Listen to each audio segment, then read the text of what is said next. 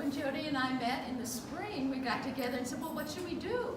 So we decided it would be most fun to collaborate on something brand new for both of us. So we made an artist date to go to the Peabody Museum, and there we found some microscopic images of moss. And we were really captivated by the beauty of its structures and these little animals that live among the moss, rotifers and cuddly little water bears. And so we started reading about moss, and this is our project. Please meet Underfoot. And if you do a meet and greet, Underfoot will look right back at you. And I'm going to read my own moss muse. We slid from inland ponds and algal strands. Once ozone made it safe to make our way to land. But we're not primitive, just down to earth, growing right under your feet. In girths, clumps, fronds, tufts, and sheets. Wise and sly, we are discreet. Looking meek, we crawl and creep in the boundary layers, trapping heat and water vapor.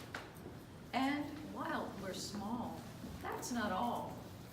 We've a genius for filling the emptiness, snatching a scant gap, spreading between cracks.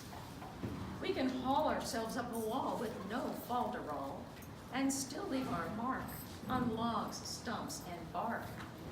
For a lark, some of us wheedle rides on the backs of beetles. Everyone stomps on our backs, which helps our rhizomes latch and attach. We've no need for seeds or roots, flowers or fruit.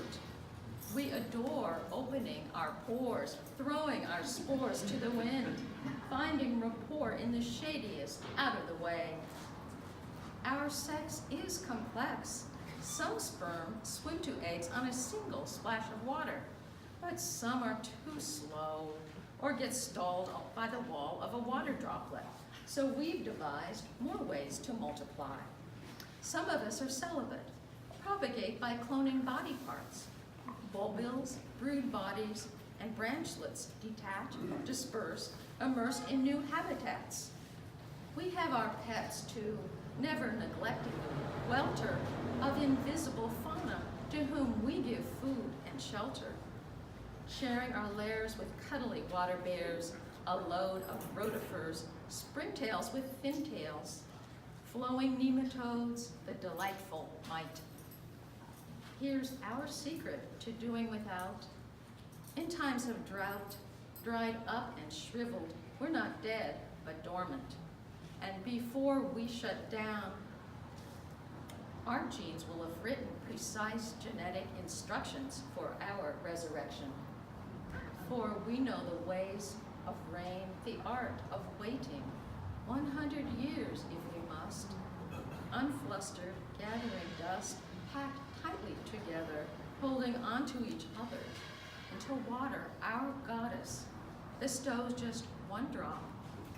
In only seconds, we reckon, we revive, photosynthesize, thriving on proteins, restored to life and to luster, parading once more in the shade, our stock in trade, sipping dew and rising anew.